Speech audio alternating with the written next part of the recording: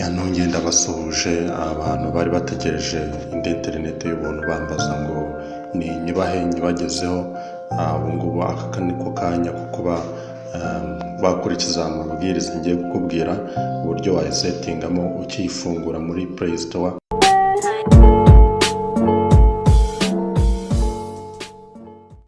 Uzajya muri Play Store wandikemo Droid VPN. Reka twifashishe ino screen. Uzajyamo wandikemo Droid VPN. Izaza imeze gutya,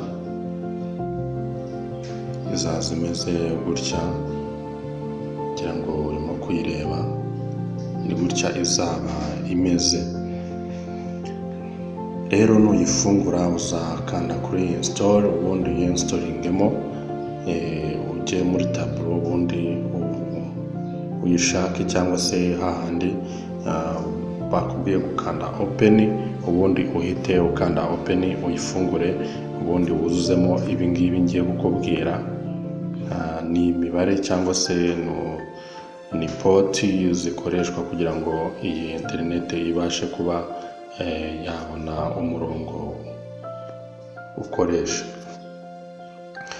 Aka kanya rero nkabangiye kukwereka uburyo ushobora kuyisetingamo. Ni uburyo buvunanye, ariko nyine iyo umaze kubyuzuzamo ubasha kuba wagira uko ubikora.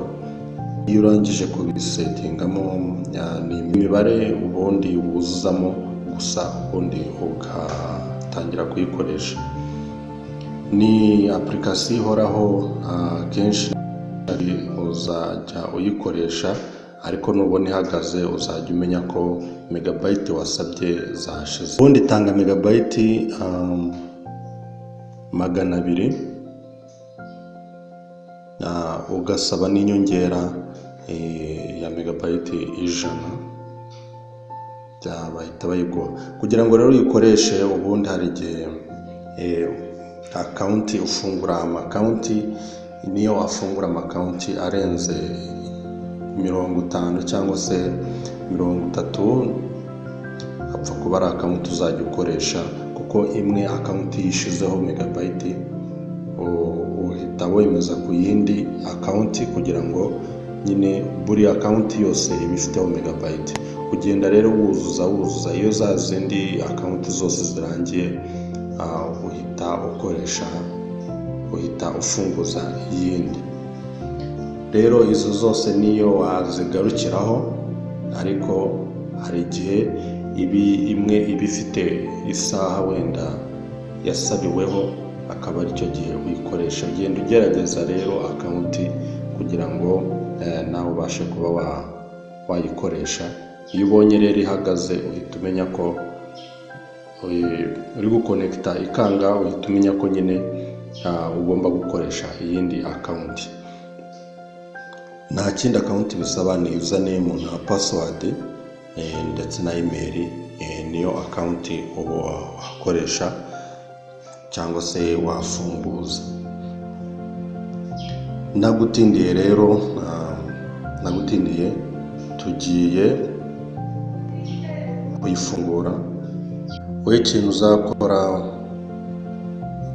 uzaza muri uturongo 3, urangiza udukandeho, ujye ahantu handitse setting,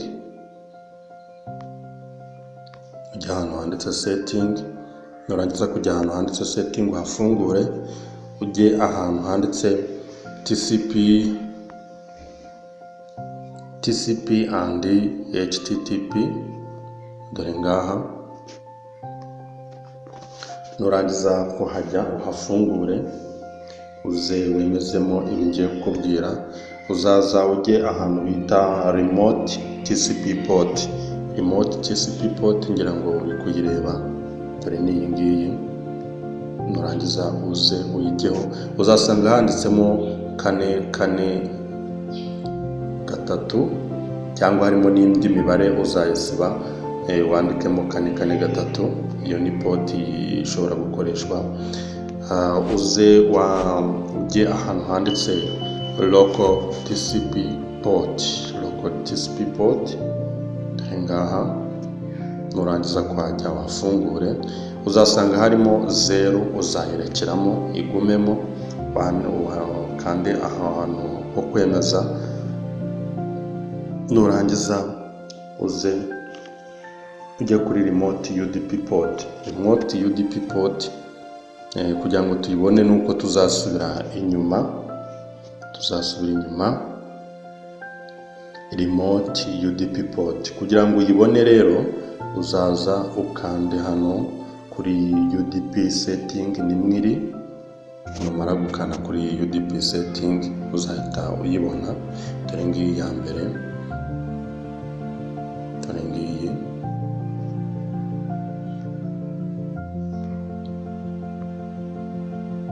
ngira ngo urimo kuyireba. Dore ngiyi ya mbere, remote UDP port. Nurangiza uhakande, uzasanga harimo indi mibare, uzayisiba wandikemo 995, wandikemo iyo mibare, nurangiza wemeze. Icyo tuzaza nanone tukareba, tuzajya muri local UDP port. Dore ngiyi, ngira ngo muri kuyireba, iri hasi ya remote UDP port. Nurangiza uhakande, uzasangamo indi mibare ariko uzayisiba, nurangiza wandikemo 553. Niturangiza tuzaza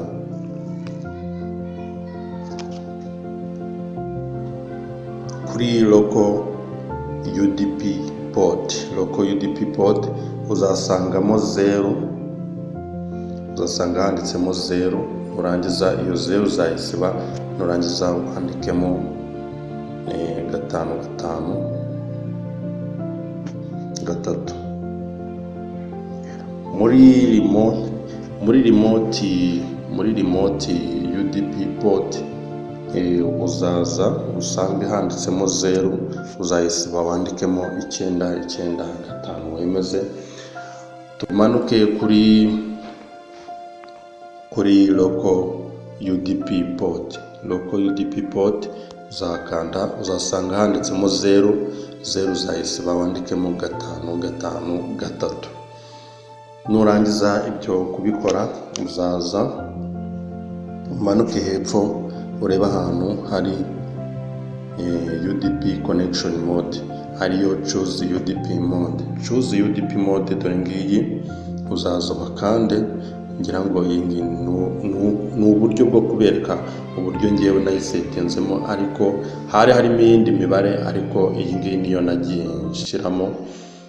Uzaza uhakande, nurangiza uzaza ubundi usange havivuye muri nomo, uzayireka, ubundi uhite wemeza kuri mode 1 niyo uzaza ukandeho.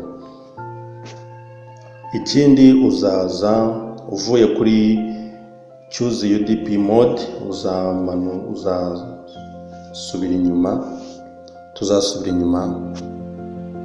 Gusubira inyuma, tuze turebe ahantu handitse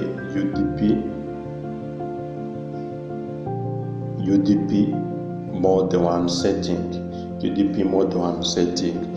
Kuri UDP 1 mode setting tuzaza tuyikure ahantu bita UDP setting, nimwo tuzayikura. Niturangiza tuze tuhemeze, tuzaza dusangemo icyo bita UDP 1 mode setting. Ukiva inyuma, uzaza ukande kuri miscellaneous setting. Dore ngiyi miscellaneous setting, uzaza uyikandeho. Utuntu tuzaba hari igihe uzasanga tutavivuyemo, utuntu 3, alaka, hari ntaka. Nurangiza wowe ikintu uzakora, uzatwihorera, nurangiza usubire inyuma.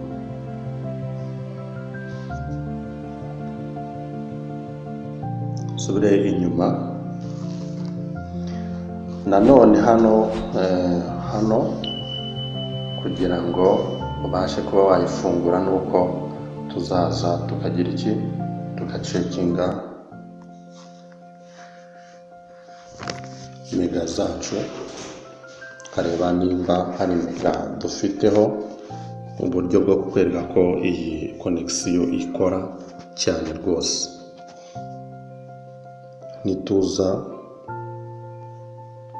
tuzaza hano bahamagarira, twandikemo akanyenyeri 345 urwego, duhitemo ku murongo wa 2 kuko niba tugiye gukoresha. Bari kuvuga ko paka yawe yarangiye, ugomba kugura indi. Noneho tuze turebe no kuri your pack, turebe nimba yabiriho, hari igihe bikiriho tutabizi, ariko zaza bandikemo akanyenyeri 154 akanyenyeri 5 urwego, wemeze ku murongo wacu wa 2 ariwo tuzajya gukoresha. Urabona ko paka zacu ntazo dufiteho hose, ahantu hose ku miyoboro. Ni ukuvuga ngo rero ku murongo wa 2 niwo tugiye gukoresha, ngira ngo muri kubona umurongo wa 2 wonyine, nta wundi murongo tugiye gukoresha usibye wa 2 utariho megabyte. Tuzasubira inyuma rero, nitumara gusubira inyuma tuze muri ya application yacu.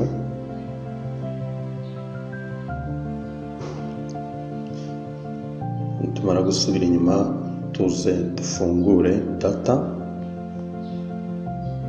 Tumara kuzifungura zifunguke. Ufungura data hejuru gusa niyo nta megabyte zaba ziriho, kugira ngo tuzabashe kwemera rura rufunguzo kuba rwafungura iyi application, rwayemeza kuba yakora. Tuzaza ubundi tukande twinjire muri application yacu. Niturangiza, kugira ngo rero uyikoreshe nuko uzaza handitse account. Nyuma yuko setinzemo iriya mibare, uzaza ujye ahantu bita account. Nurangiza ahantu hameze gutya, baza gusaba username, izina ukoresha, izina wakoresha, urugero nka gutya. Nibarangiza bakubaze password uzakoresha imibare 4. Nurangiza, iyo ushaka kugira ngo wongere indi account, dore uraza ukemeza hano. Iyo uhemeje bahita bakujyana ahantu ugomba kwemeza, nyine ukuzuza nk'ibi ngibi biri hejuru, ukuzuza nk'imyirondoro, ugashyiramo username igomba kuba idahuye n'iya mbere ukoresha. Urabona ngiye nkoresha Studio, password nayo ni imibare 4. Noneho ugakreya indi account. Rero kugira ngo umenye ko wamenye ko harimo account yindi, nuko uzaza ukabona ko uzaza ukandeho, kugira ukande kuri password, bahita bakujyana kuzi. Urabona ko mfitemo account ebyiri, iyo imwe ihagaze mpita njya gukirika indi, akaba ariyo nkoresha. Urabona ko ari ibintu byiza cyane. Rero icyo uzakora, uzaza ibintu byose wamaze kubikora, wamaze gusetinga byose, wasabye na account wayisabye nayo wayishyizemo. Ngo rero tugiye gukanda start. Ku murongo wacu wa 2 twacekinze ko nta megabyte ziriho, tugiye gukanda start turebe ko ikora kuri YouTube.